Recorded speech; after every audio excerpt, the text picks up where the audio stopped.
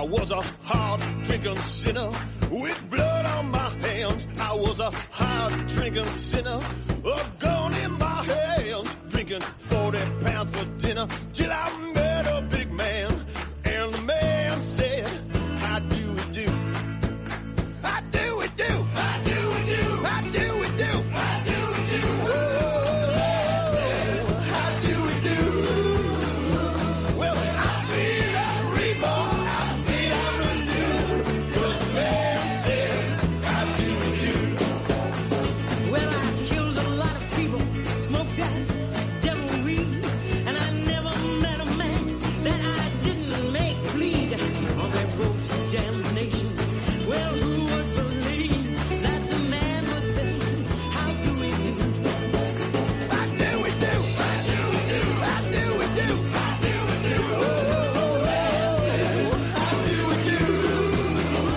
Well, I feel like reborn. I feel I'm renewed. 'Cause the man said, how do we do? Lost a leg to a foot, and I'm scarred from that fight. Lost an eye and some fingers, play with dynamite. My good eyes witness misery, but I'm feeling alright. 'Cause the man said, how do we do? How do we do? How do we do? How do we do? How do we do? How do we do? Well, I feel like reborn. I feel I'm renewed. 'Cause the man said, how do we do?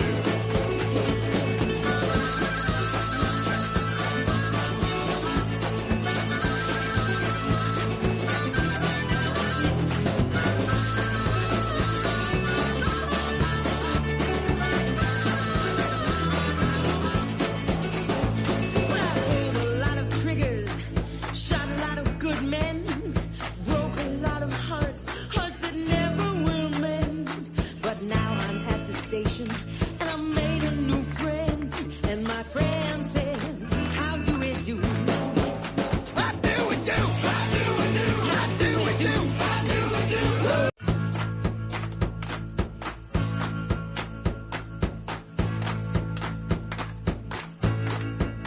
I was a hard-drinking sinner.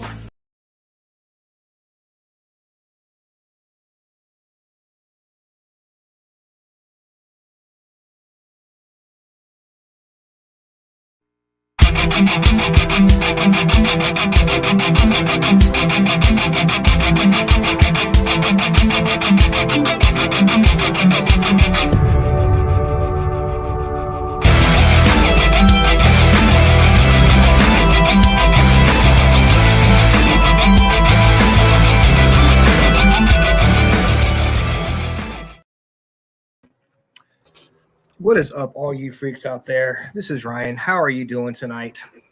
Hey, this is Rhonda. Yes, Rhonda from Fredericksburg Paranormal Researchers and Investigators. Also, the very same Rhonda, you see her every Sunday night. This isn't just her TV sets here. She's every Sunday night on the Orion Effect. Yes, one and the same. And we're lucky enough to have her join the freaks. Super excited. That was a cool tune you had playing. I liked it. You know, that's the song we used to play at the beginning of our show on Blog Talk. And I don't know why I started over. I don't know why it restarted like halfway through the song. So hopefully that's something that will happen again. But I'm going to start playing that at the beginning of the show. I was afraid it's going to cut off, because it's like copyrighted music or whatever. But I did a test run earlier today. I did a live from StreamYard on Facebook to see if it would actually cut off or not, and it did not. So we're going to keep that going. I like it. And of course, I want to give a shout out to our girl Sarah. She's at a softball game with her child, and I'm honestly surprised and kind of offended actually that they would have a softball game on National Automatic Door Day. It is. You see, you can't keep a straight So, face. like the door, like Yeah, Target? yeah. I mean, why you laugh? What's so funny? This is serious, damn it. Damn it, I'm being serious. Damn it. Yes. Yeah. The automatic doors deserve our love too. And, you know, and like I was telling Sarah, it's like people wonder why kids don't respect traditions when Right. they're scheduling a game on National Automatic Door Day. People threw a fit when Target was open on Black Friday or on Thanksgiving. Right. I don't see any protests in the street about people. I had to go to work today. You had to go to work today. I had to go to work today. I mean, come on. What is with this world this today? This is like groundbreaking. The doors open automatically. Yeah. It's kind of like flushing toilets by themselves. I mean, look, have to do this or do this all the time. But it stops you from pulling when you're supposed to push and pushing when you're supposed to pull. You many pulled muscles being saved from the automatic doors. So I salute you, the man who invented, or woman who invented automatic doors. We celebrate you tonight on the Freakin' Awesome Paranormal Show. So, anyways, how was your automatic door day, National Automatic Door Day? You know, if I had known that it was automatic opening door day, it might have been a better day. You probably would have taken off. Forgot to give me the memo. You would have sent me. I would have at least gotten a card from you or something. Exactly. Exactly. Good God. Hey Jamie. Hey Heather. Hey Tracy. Happy National Automatic Door Day, guys. Appreciate you guys coming on here and hanging out with us on such an important holiday. You know, I mean, I know you. Every time you go through automatic door, you're like, yes, tradition. I didn't have to figure it out. Yeah, exactly. Is it push or pull? And I'm the one who always gets it wrong too. If there's not a sign that says, or if there is a sign, I'll probably just not even read it and push it and it's supposed to be pulled or something. Same. How dare they? I know Howie here, right? Exactly. Yeah, me and you are on the same wavelengths. Yeah. Howie is the other host of the Orion Effect. Yep. Every Sunday night. Oh my goodness. So, you know, we do our paranormal shout outs. And this week we got Virginia and actually found a team that might still be around. Okay. It is called Fredericksburg Paranormal Research and Investigations. I think they might still be around. They might still be around. FPRI is I think I might have heard of them a time or two. Yeah. I think they have come up in conversations before every once in a while. They'll pop up. Oh yeah, are they still around? Are they still doing are they still investigating? Yeah. I guess they still do their thing. FPRI is a group of professional and serious investigators who observe and document scientific proof of paranormal activity. So there you go. Sounds about right. Right. That's what we do. That's what you do. That's what we do. We do it all night long too. Oh yeah. We do it all night long. All night long. And have a darn good time doing it. You can find them. They're very great. They're awesome. They come out to the cabin. Of course, Rhonda's a member of FPR. I might be a member. Yes. Having a good authority that they're still around. You can find them at FPRI_team on Instagram.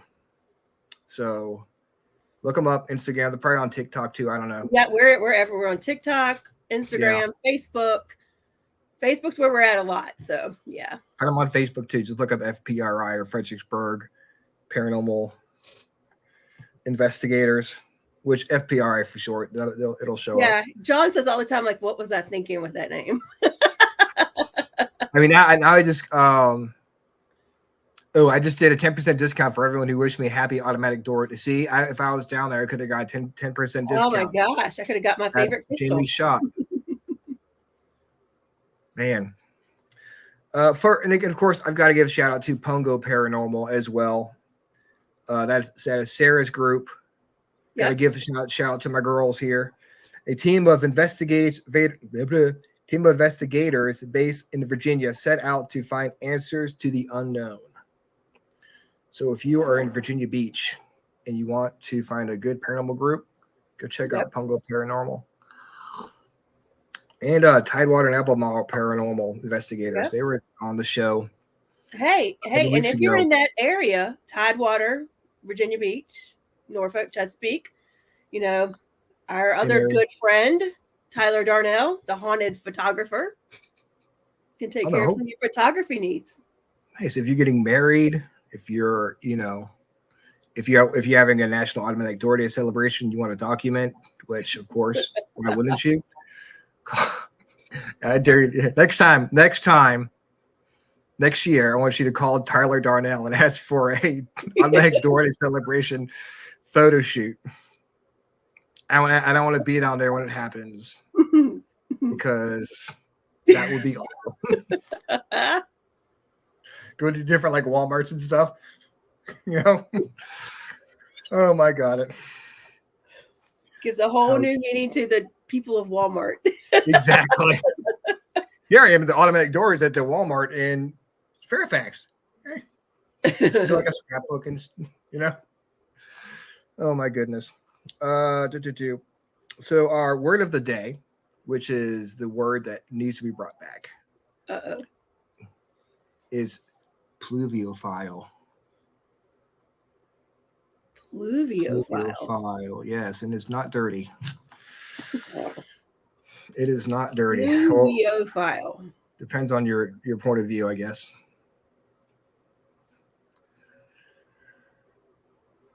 A dislike of plural words. I don't know. It is a person who takes great joy and comfort in rainy days. Okay. So the person who's sometimes you need a good rainy day. Yeah. I mean, a lot of people, they love the cold, rainy days like January and February. They're kind of like you want to sit under a comforter and watch movies. They like those kind of days. Speaking of Tidewater and Albemarle Paranormal, here's Jeannie Karaya. Yes. Tell you what, man, we had her on the show a couple weeks ago, and damn, that was awesome. And she's a lot of fun. They came out to the cabin on 360 on Saturday, and holy crap, they got some evidence out the wazoo. Yes, they did. They sent me some amazing pictures that I still stand behind. They were awesome. I do too. And yeah. And I stand behind it because the pictures reflect what I've always felt was there. What it felt like was happening and what it felt like was there. So yeah. Someone who's been there a lot, like you and I have. We know. Makes sense. I wasn't surprised at what I saw at all. I was like, oh yeah, okay. When Howie showed me, I was like, oh. Yeah, I was surprised it actually showed up on camera, but I'm not surprised that it came from when Jeannie took the picture because of how powerful she is as the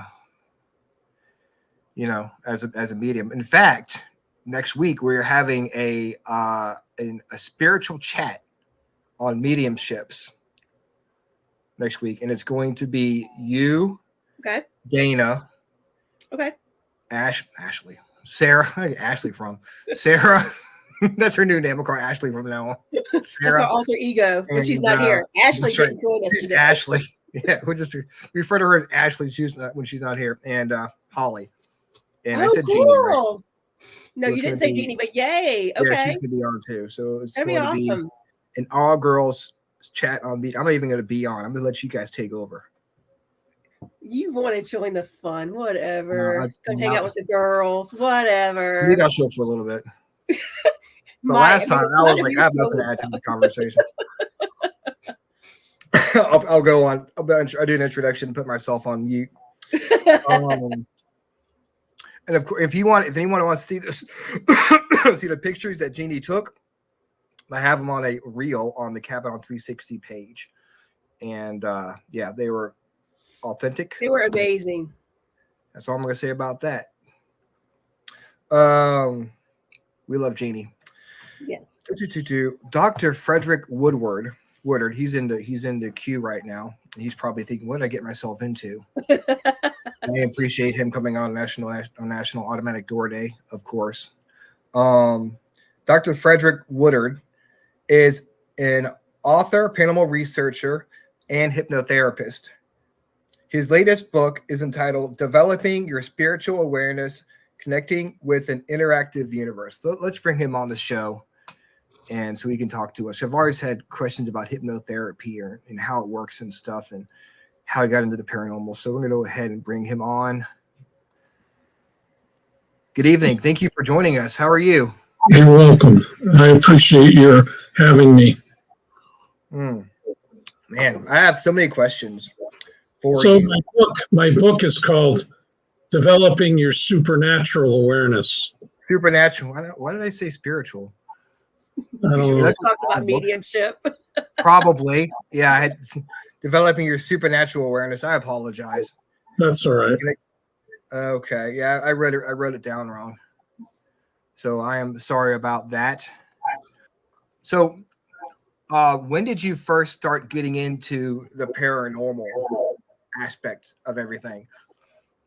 Well, I would say probably when I was a young man, I started to get serious about it when I had people tell me different experiences, and some of the things that I experienced, which were little things, not big things. You know, I those kind of things kind of got me going. And what I noticed was I was up in the Concord Library one day. It's in my book. And I was trying to find the connection between my captain in the Revolutionary War grandfather and his father. And I couldn't do it. So I was like left with this connection that I couldn't make. And there was three old men sitting over in the corner, and they were whispering to each other. You could barely hear them. And all of a sudden, one of the guy's voices in my head loudly said, "Check the land deeds." And so I went to the Mormon church and I ordered the land deeds for that area and for my family. And sure enough, there was a land deed that actually said the relationship between Captain and widow Mary, his mother, who her husband was murdered. So he was killed in the Battle of Bloody Brook up in Shelburne, Vermont. And he was from Pittsford, Vermont.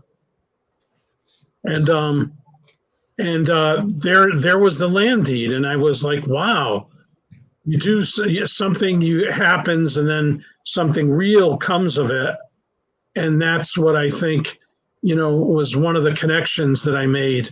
The other is how it transforms people when they have these experiences. The genuine experiences really transforms them. Mm-hmm. Yeah, it's like once you realize that there's more out there to, than what we can see, it really is like a life-changing experience. Yes.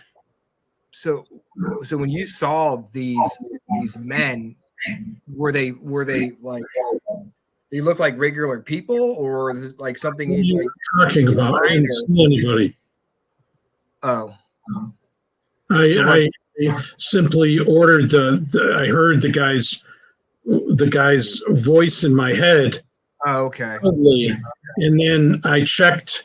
I went and I ordered the land deeds at another place, and sure enough, the land deed proved to make the connection. I gotcha. Okay. I'm glad you asked it. I was a little I was confused if you were seeing the spirits or if you were hearing them. So no, it wasn't spirits. Those were men that were really there. But the guy's voice in my head was very loud, and it was clear, and then it went back to mumbling, and I couldn't make it out. And the other thing is that the Greeks and the Romans way back in time, used to talk about never mistreating any person, never disrespecting anyone, because you never know when you're talking to a god or a goddess. And I have a feeling that that's what they meant. It wasn't that that one of those people was a spirit or they were a god or a goddess, but that God, whatever God is, came through them and gave me the information I needed to succeed at what I was doing. See what I'm saying? Yeah. So after that, you had this experience. What path did you go on to get to where you are now? Well, I was trying to be a psychologist at the same time. I'm a psychologist. I'm a PhD in a psychologist and a hypnotherapist. And I was going to school because I thought it would be a nice match for what I wanted to do. And I could get some skills on how to really do that, do those interviews and interview people thoroughly in the right way, which I did phenomenologically and humanistically. Got interviews. I actually went to West Georgia University, which is in Carrollton, Georgia, for my first master's degree. And I met a woman there, Dr. Ann Cohen Richards, who was very helpful and suggested one of my papers, my first paper on hypnosis, that I should publish it. And I submitted it to a journal. And when I submitted it to a journal, the guy trashed me. And I brought it back to her and I said, "Oh, this is no good. I'm not that good. This guy's got years of experience," and he trashed me. And she said, "Let me see that." And then she looked at me and she said, "Submit it to another journal. This is political." And I did, and they accepted it.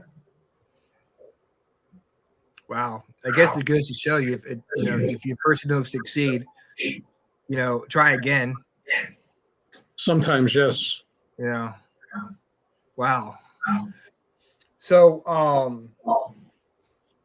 So she had a lot to do with all my publishing and connections that I made. I published 12 journal articles after that, mostly on hypnosis, and one on spiritual experiences that led to my book. This book was kind of a forerunner of this book. What was the name of the other book? Perceptual Hypnosis was my first book. Okay. So does someone have to have a certain type of mindset to be hypnotized? Well, people have to be open to it. You have to be willing and open to it. I know when I was in California, I learned from a lay hypnotist a very good lesson. He was doing the hand close thing, and he was telling me to close my hands, and I was thinking the whole time, I'm going to open my hands. I'm going to open my hands. And when it was over, I went like this, and he shook his head and he said, "Well, I have 30 witnesses. If you close your eyes and listen to what I say and you can open your hands, I'll give you $1 million." So I closed my eyes and I listened intently to what he said. And he said, "You can't imagine opening your hands. You can't think about opening your hands." Well, they're not going to open. So when I opened my eyes, my hands were still closed. And he said, "Now you're in control." It was all about me. It wasn't about him. So it's about the person being open enough to experience what they need to, not the other way around. But some people aren't. And there's all kinds of reasons, I think, for why people can't, or won't do things. And then there's some hypnotists that aren't that good. They're more about themselves, and they're going to brag about what they're doing and say, "Well, look what I did to you." Well, you didn't do anything to him. If he wasn't open or she wasn't open, they wouldn't have accomplished that. I wonder if it's like, when people try to meditate and they can't close off their minds, are they more susceptible to not being able to be hypnotized than those who can? Yes, I would agree with that. It's like ADHD people have a real hard time being able to relax and quiet their mind, or even be able to to do anything that's focused, because their mind's all over the place, and it makes it a lot harder to do that. So I have a question. I've never been hypnotized. I can meditate, but I've had some friends that have worked with people who have said they were hypnotists, and I don't know whether they were or not, but they said that it was almost, they felt like they were just in a guided meditation. Is that like, what is it? What is the experience? They're very similar. They're very similar. As a matter of fact, I don't think there's much of a difference, except for that you go to a certain place, and then from there you utilize the skills that are given, that you get either given or you have. And I don't think there's a lot of difference in those things. I think you're going to a very similar place. It's just within yourself. But there are people that make big distinctions between those things, you know, and identify them as separate and different. But I think they're very similar. You know, you see these like shows, I guess, where people, they get hypnotized, but then they lose control of themselves, where they make you, like, people do things that they wouldn't normally do, not more than just keeping our hands closed. Does that stuff actually happen, or is it more just for TV? Well, it's more that they're doing what they're being asked to do. They're open to follow the whatever the person's saying. And if the person's really caring about them, they're showing them how to do something they need to do. If they're just doing a show for everybody, they're still accomplishing something, because what they're doing is they're showing people there's more to our minds than we realize. Mm-hmm. There's more to our awareness than we realize. And but the people that follow through, they do what they're told, and it works because they do. But if you don't, it won't work. And those people usually get eliminated quickly at the very beginning. Like he'll say, you can leave, because those people aren't following what the suggestions he's making or she's making. Mm. So when people do people come to you for like smoking and stuff like that, to quit smoking? Right. Yeah. What would you do for someone who wants to quit smoking? Is there a particular type of like hypnotherapy for that? Like, I'm an individualist, so I usually frame it around that person's personal choices. So I have an interview with them first, and then the second session I do the hypnosis, and I have it recorded for them so that they can practice it if they need to. Oh, that's cool. So connecting the hypnotherapy to the paranormal, do you ever do past life regressions for people? Is that a form of hypnosis? That can be a form of hypnosis, yes. But a lot of the times people don't realize they have to get through their own stuff before they get to the truth. It's not an easy process sometimes. So with the hypnosis, and of course we don't give away all the secrets of your book, but I'm just curious, is your thought process that there are things with hypnosis that can, for people who might have spiritual abilities like psychics or mediums, or that using hypnosis? My first book, Perceptual Hypnosis, has a CD in the back of it that has a 50-minute exercise on it. Okay. Of hypnosis, meditation, combination of those two things. And it gives an example of what it's like to do that. And I put most of the valuable stuff that in a general session you could utilize for your benefit. I don't leave anything out. Ryan, this might actually help you. Maybe you should. Yeah, I know, right? Would it help someone to go and to be hypnotized, or to I guess open yourself up more before you go into a paranormal investigation? Well, I don't know. It's like, you just got to be open to go into one to begin with, but you also have to be aware too, because I remember one time I was doing a case on a main street, and this woman started talking, and then in a very low voice she responded, and she said, "Okay," and I caught the whole thing, and one of my friends who was with me later said, "Oh, this is an EVP. This is an EVP. See how the voice changed and everything?" I said, "No, I saw her. She did that." Yeah. I was just thinking, like, maybe if it would help you communicate. I mean, it's like, what I meant is the people have to be aware of what can and can't be real in the process, because some stuff is real and some stuff isn't. But I wonder if you had one person who was hypnotized, another person who was fully aware of what was going on, with a person who was hypnotized be able to tap into a higher plane and maybe communicate with the spirits that are there at the time, and then tell the person who's there, who's fully aware of what's going on. I've never done anything like that. That's something that you'd have to experiment with. You could take somebody that's a medium and hypnotize them and see if that helps them further their awareness in that, like you just said. But I haven't done that.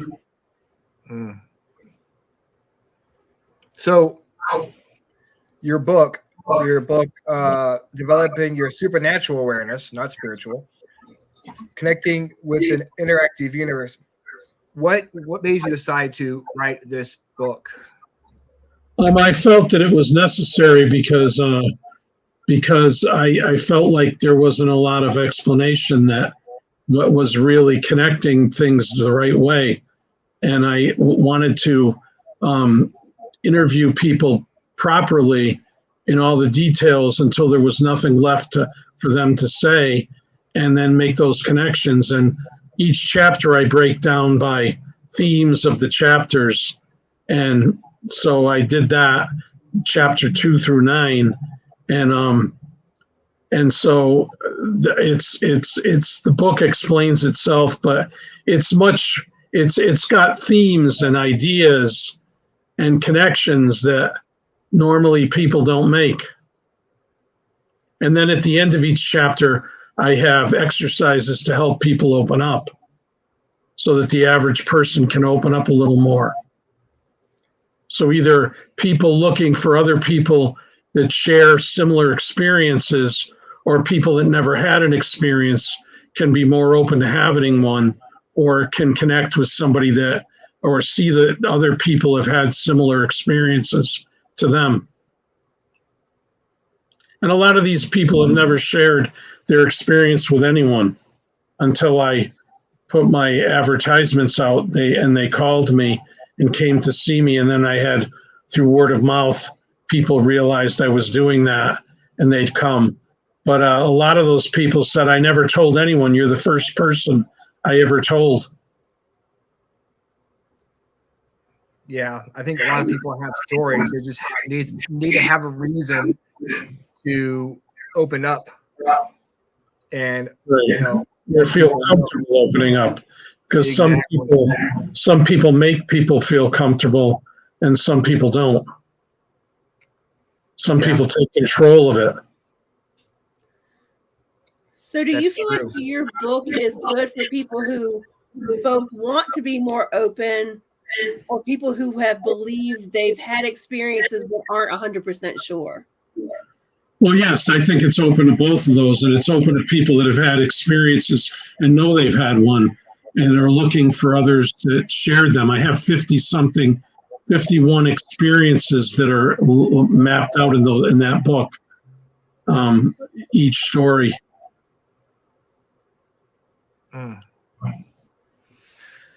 Wow, that I spent a long time writing this. It's not something I could do every day because it took me over 20 years to do all the research and then put the book together to get it where it is. And I just didn't do that overnight. Yeah, it sounds like you worked really hard on it, and you've had years of experience and years of like trial and error to as far as what works and what doesn't. Could you give us a couple of the exercises that you suggest people do in your book? Well, the exercises are based on the experiences in each chapter, so they're at the end of the chapter, and I don't have it in front of me, so I don't remember the exercises, each one in my brain. I remember some of the experiences. For example, there's a woman that she and her sister were at their father's who had died, and they were looking for an insurance document, and they couldn't find it. And they finally gave up, and she was going to bed, and she laid down, and she was laying in her bed, and she smelled her father's cigar smoke, which wasn't a common one anymore. It wasn't even made anymore. And she looked up, and her father was standing there, and he said, "It's in the coin savers. Look in the coin savers. The insurance document is in the coin savers." And so several days later, they went back over to the house. They found the coin savers, and right in the coin savers was their insurance documents they were looking for.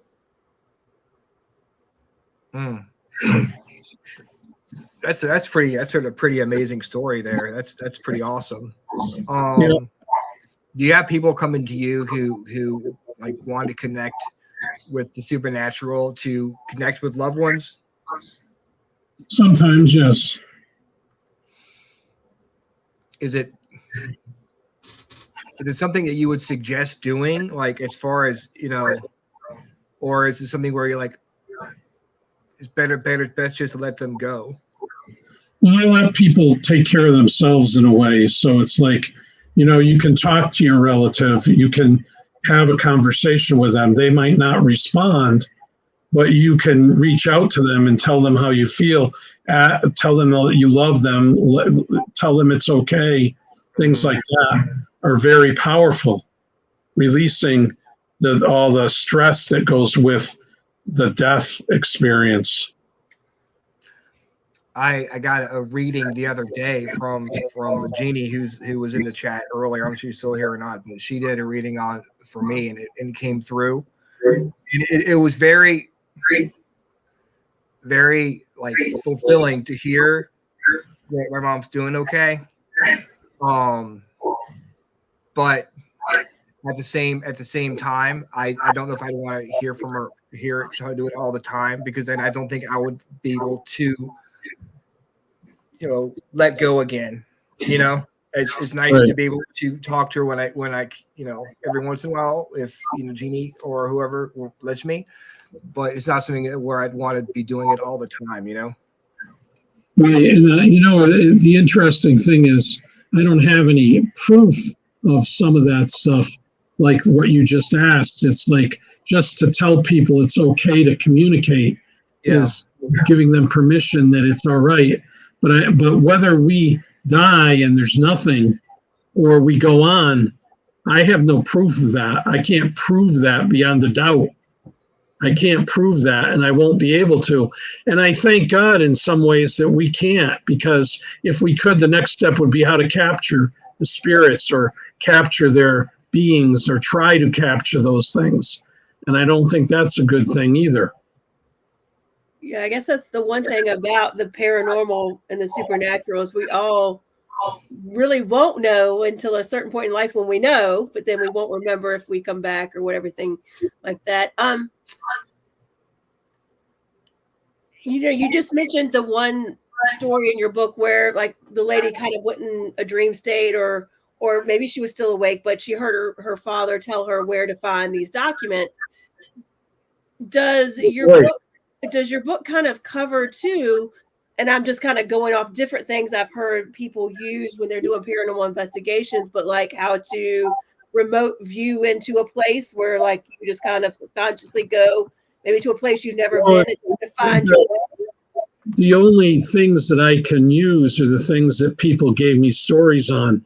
And there was one particular individual who was not that ethical, and he was in the last chapter because he would go into crowds and take energy from people and said that it's their responsibility. They don't protect themselves. I have a right to do it. But he would visit people. He would visit people, and he was a little more respectful when he did that. He would visit people, and sometimes their animals would not pay attention, and sometimes they'd get upset. I just feel like that's so unethical. Like, I don't know. I've always felt like, you see TV shows and things. Well, I thought it was a good example for me to use in my book because I interviewed him several times, and he gave me all the details of his experience, and so that was a good detail. That was a good story. It really is, and the reason I just said I kind of look at it like everybody has free will, and I feel like sometimes if you impose yourself on someone, that's going against their free will. He said at one point that I would tell him that was not okay, and I said that's right. But the point is, he did it. Yeah. And so we need to protect ourselves, because if we don't protect ourselves, then other people may try to finish. That's consent, right? Well, not really. Without knowledge. But those are included that because that's one of the things that I kind of, you see a lot of things on TV, like a lot of things are sensationalized, and you see a lot of things where people, even like mediums and stuff, will just say, "Oh, I'm in the grocery store. Hey, I see your loved one." It's kind of like you don't know where that person is mentally at that point, and that's maybe not something you should do without consent. Right, and so it's true, and I agree with you on that. That without consent, things shouldn't be done. But there are people out there that don't follow those rules, right? And those are the people we have to be careful of. I have 2 German Shepherds, and my oldest German Shepherd I've walked for 7 years on the rail trail, which is a trail down near me here. And for those 7 years, there's only 2 times that the dog growled at two people. She loves to meet people and wants to know them and likes their animals and wants to know them. But 2 times she growled. She literally growled, and I paid attention, and I made sure I was listening so that those people continued to go by. Yeah. I heard their footprints continuing till they were off in the distance. But, it was like, what did my dog pick up that I couldn't? They do. They know, right? Yeah. It's like their intuition. Yeah. Natural instinct, because you figure they're in like survival mode more so even than we are. They just know when to be fearful. Yes, I guess we have natural intuition when we walk into a haunted place, a haunted building. We can tell when things are low or off, even though we can't see it. It's like our hair stand up on our arms, and Yeah. Some people are more in tune than others. I was doing something like that at a person's house, and there was a funny story that happened. I was talking to this being through the spirit box, and I said, "So how can we help you?" And the answer was impossible.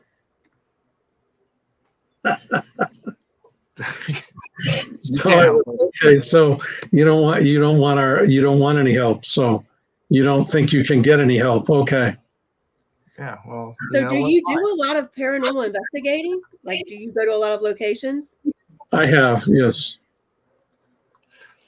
What was your most What was your most active location that you've been to? That was the most active one. It was quite a lot of stuff going on. But then the other side of it is, to do it scientifically, you have to like check everything. So the lights went on and off several times, but you would have to have an electrician come in and make sure it wasn't like an electrical problem. And we didn't have time to do that or money to do that, so we didn't do that. What is your fate? If you're doing an investigation, as far as like equipment, that's new. I've been doing that for a little while, but it's not something I wrote about. But just out of curiosity, like what equipment do you like the most when you're investigating? The spirit box and the meters and things like that, and just a recorder sometimes, but that doesn't always pick up stuff. Or if it does, you can't make it out. That's true. But if you get an EVP on a recorder and you know there was nobody there, that's a pretty solid piece of evidence right there. Right. You know? I had in a case once where we were out at a cemetery, and then you heard these girls in the background talking, and then I found out there was a path going down to the lake on the other side, and I wasn't sure that was how their voices got onto the recording. Wow. Yeah, I mean, you've really got to be careful and make sure you know all the surroundings and stuff when you you know what's going on in those surroundings, because otherwise you can't be sure. And that's why it's always good when you go on an investigation to review your evidence as soon as possible, because after a while you forget details that you would have remembered if you had done the evidence review, I guess, earlier. Right. I don't do a lot of that. I've done more interviews with people and their experiences with their families and stuff, and stuff like that. But I'm starting to do that. That's the next step. So,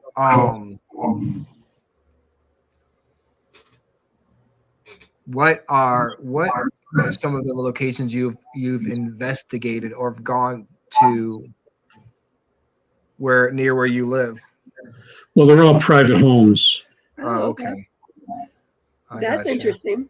That's kind of cool. Yeah. What's the craziest case you have encountered? I haven't encountered anything too crazy, in my own opinion. I've heard. Is it mostly in people's heads?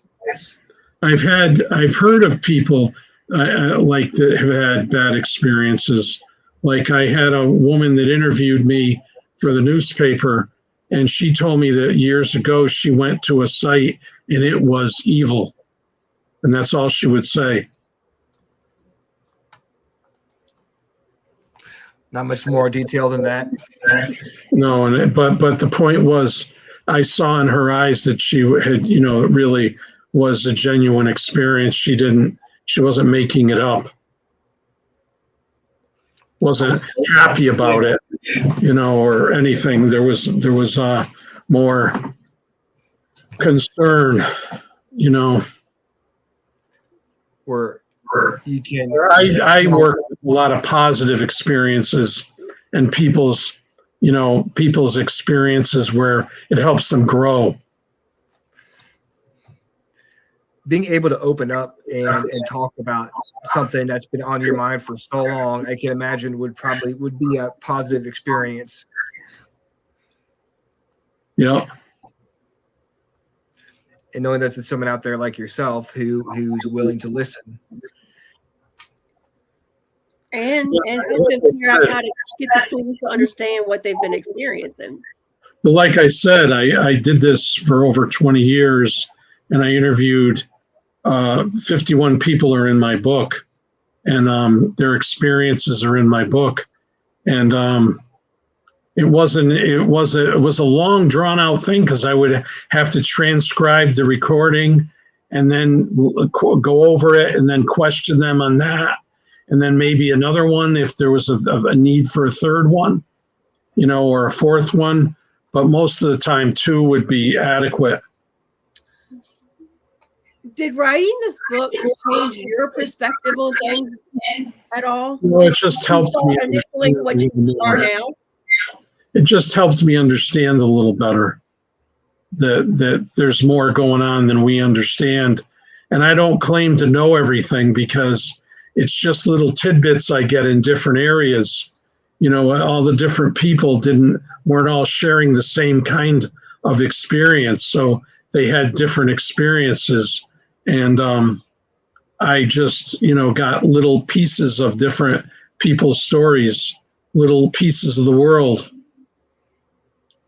Are there any stories you feel like through the time that you did this over 20 years that were kind of like a reoccurring theme? Each person's story was unique. Some were similar in certain ways, but they were unique.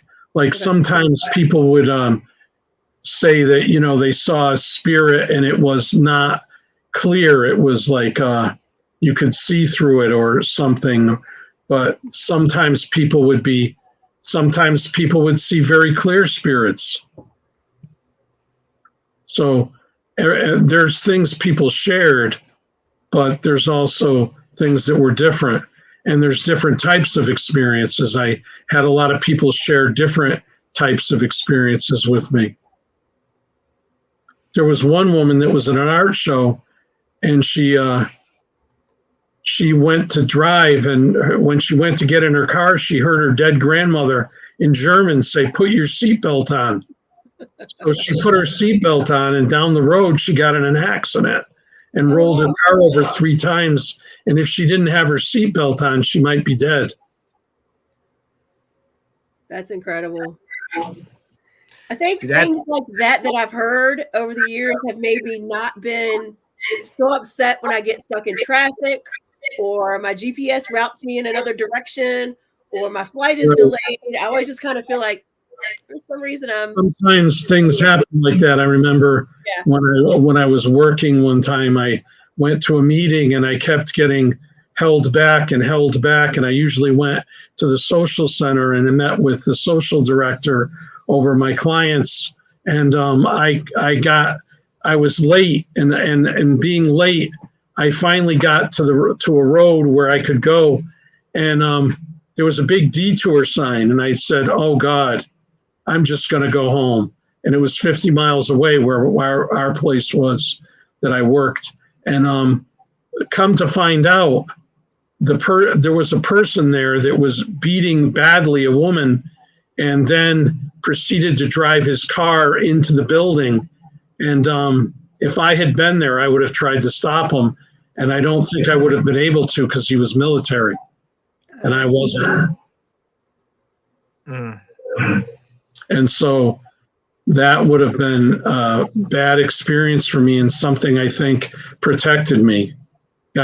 Kept me away from that situation where I would have acted immaturely and tried to do something about it. Yeah, Gene, divine intervention. It can come in many different forms. Yeah. Yeah. To stop something happening to you or stop you from doing something, like in your instance. So what do you want people to get from your book? Why did you decide to write it?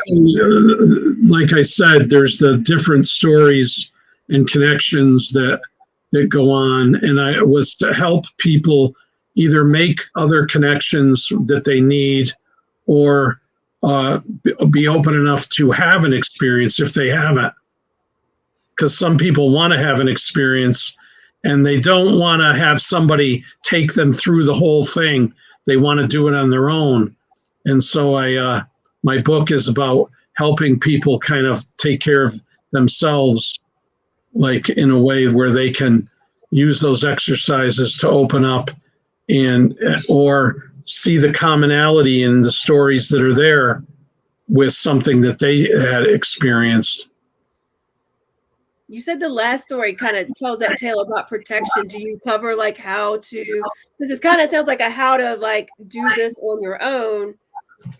Does it cover how to protection? I have the protection exercise in my first book, which is Perceptual Hypnosis. And I mention it in that book as a reference to the first book, because you can only put so much in a book. Yeah. There's only so much detail you can put in. Now, are you going to try to write another book? I'm not thinking about that right at the moment. It's like it took so long to write those 2 books. I wrote the hypnosis book was a long process too. So the both of them were very long processes. So I'm not looking to do another one anytime soon. I just want to experience stuff.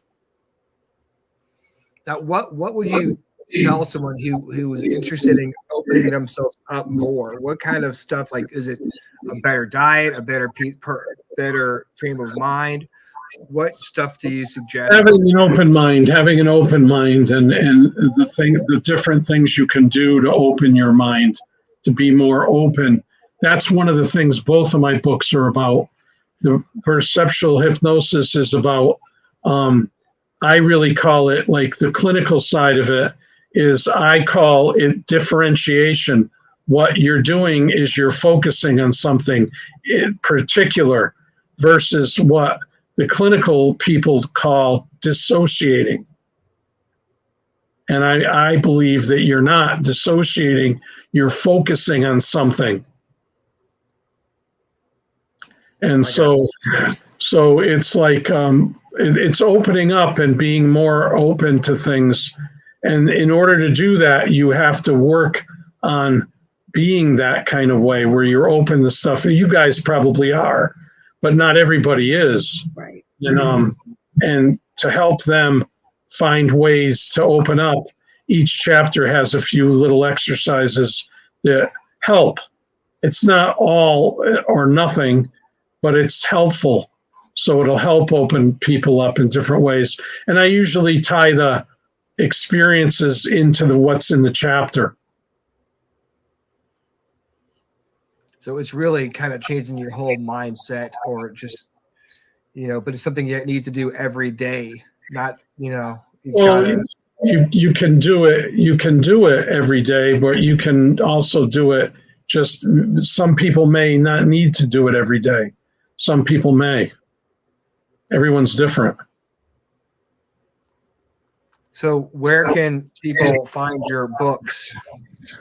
My books are on Amazon or any bookstore. My first book is Perceptual Hypnosis. My second book is Developing Your Supernatural Awareness, Connecting with the Interactive Universe.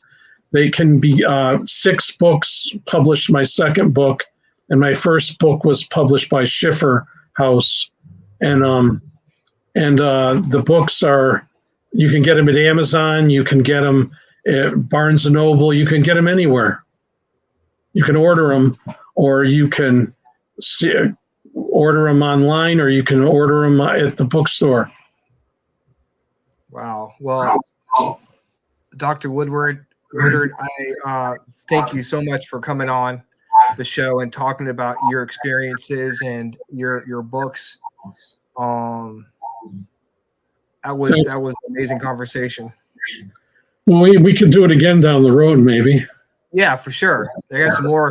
Definitely have some more hypnotherapy questions that I kind of want to go down that road a little bit with you. So that would be awesome.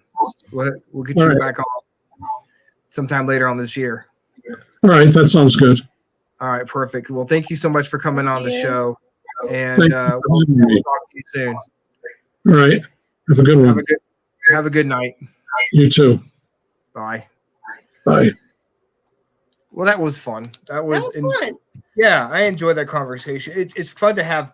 I've never talked about hypnotherapy before.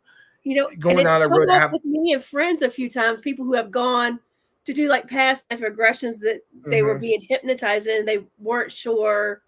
Like they're like, well, it felt like a meditation, so it was kind of interesting to ask somebody else, is it the same? So yeah, I've always thought I would be hard to I feel like I would, and I'm hypnotize. open, Ryan, and I think I would be hard to hypnotize because I don't know. I think I would overthink it. Yeah, I'd be like, okay, this my mind would I'd have a hard time shutting my mind. I think it'd be beneficial to. I thought about when I used to smoke cigarettes. I thought about doing hypnotherapy. Yeah. But I think Jeannie and I need to work with you on how to journey rather than meditate, because it's a shorter process, or it can be a shorter process. I think maybe that's the thing is some people think meditation has to be like 30 minutes, and it can really be like 3, like whatever it is you need to do. So it's definitely frustrating to know that, I'm close to being opening myself up, but just can't get past that glass ceiling where I'm just trying to push it, and Holly can tell you, she's been working on me for years. I think we can get you there. I am willing. I'm opening to just about anything, and maybe we can get Dr. Woodard to come down here and hypnotize me sometime. That'd be awesome. He can make his way down to Virginia.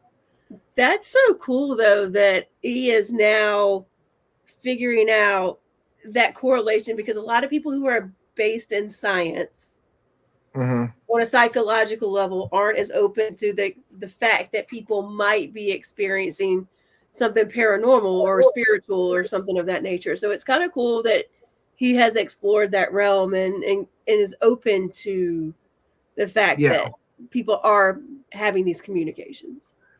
Yeah, a lot of times people who are in that world, they kind of live in a box, and they worry about what's in front of them. Yeah. And he's open-minded, and he's like, okay, well, this is, these people are having these experiences, like that woman who told him this place is evil, and he could tell that she'd without really going into detail, he could tell that she was, being serious. Something had happened. Yeah. If you can give off a certain, if something's really happened to you, like last weekend, we had Beyond the Badge Paranormal come out to the cabin, and Dennis asked how the investigation was going, and they wrote back, this is the most fucked up place on the planet. Well, it seems like last weekend might have, like, just from the evidence I saw. I mean, put that on a t-shirt. So if someone says this is the most fucked up place in the planet, I'm a paranormal investigator, I'm gonna want to go there. But did they detail out what happened? I messaged going like, what happened? I messaged them on the TikTok. On the TikTok. And I asked them how the investigation go. Let me get to it. Let me turn it down. So I know it's gonna pop up. It's gonna some loud stuff on the TikTok. The kids on the TikTok these days. Okay, let's see here. Finally, okay, here it is. So I wrote, I hope you guys had fun at the cabin on 360. That was after I read the message from Dennis, because he didn't hear anything more after that. They wrote, we had quite the experience, but it was a good investigation. And you would think, have quite the experience, that would be meaning it was a good investigation, but they had a good investigation. I'm like, was it a bad experience? They wrote, no, sir. It was emotional and heavy. As far as paranormal investigations go, it was very good. Lots of sadness there. So they felt the sadness. I get that, though. I get that. I can understand that. They felt the sadness, like that woman felt the evil at the place. Yeah. You can feel evil there too. It's we have our intuition, you know. Like I said earlier, we can tell if something's bad or good or feels off when we go into a place. Yeah. Some people, you know, have like HD vision. He can see like perfect stuff. Might as well have more of like an AM radio antenna, but I can still feel it. Right. You know, it all starts somewhere. I think, Brian, I think sometimes you overthink it in that you want to feel it all or experience it all. Like, sometimes it's gradual. Like, you just have to accept that I can now hear this, or feeling it is something. So I think what you just have to lean into is like, I'm feeling it. I feel what I feel. That's what it is. And then as you progress with that and just letting that be, other things will come around. Then, you know, I get all excited about feeling stuff and open myself up more. Then I wake up and see a girl with like a hatchet in her head standing at my door at my bed. No, oh my god! No, Never mind. Strike that. I didn't mean what I said. I did not want to do that. Let me reverse what it just accomplished, please. I'm not trying to be like the Sixth Sense or whatever. Oh man. So what do you have? What do you guys have coming up here on? Well, we have unexpected stuff happening. We are doing an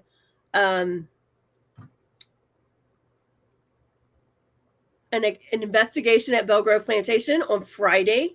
It's a public investigation. It's very limited. I think only to like 15 people. And it's from 9 p.m. to 1 a.m.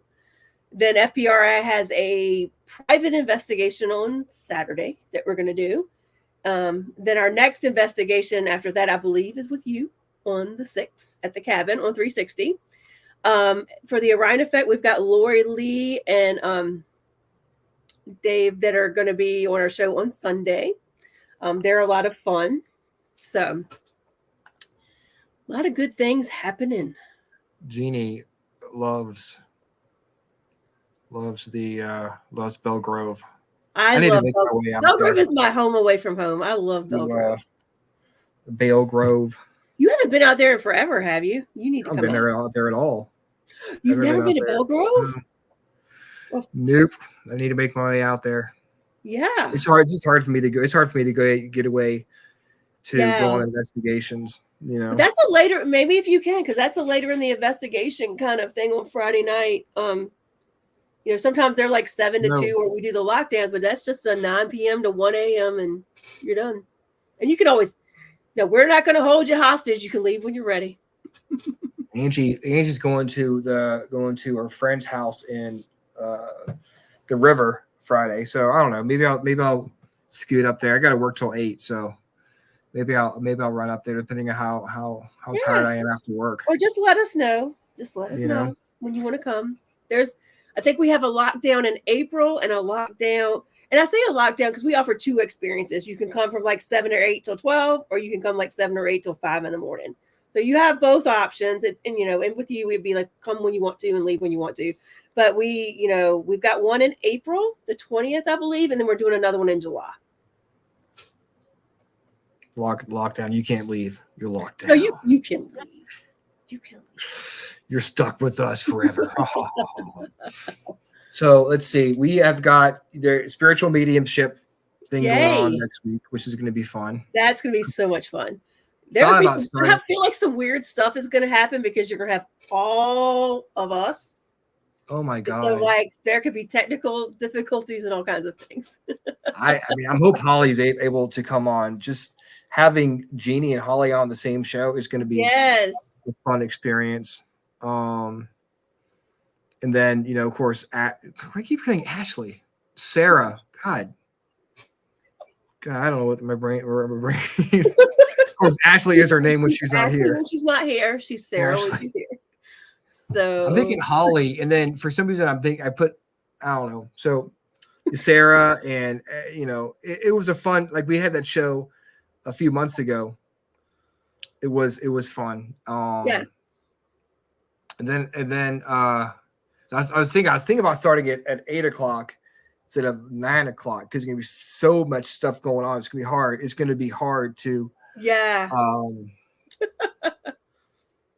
keep it to an hour, which I know it's not going to One be. guy and a shit ton of seers and mediums.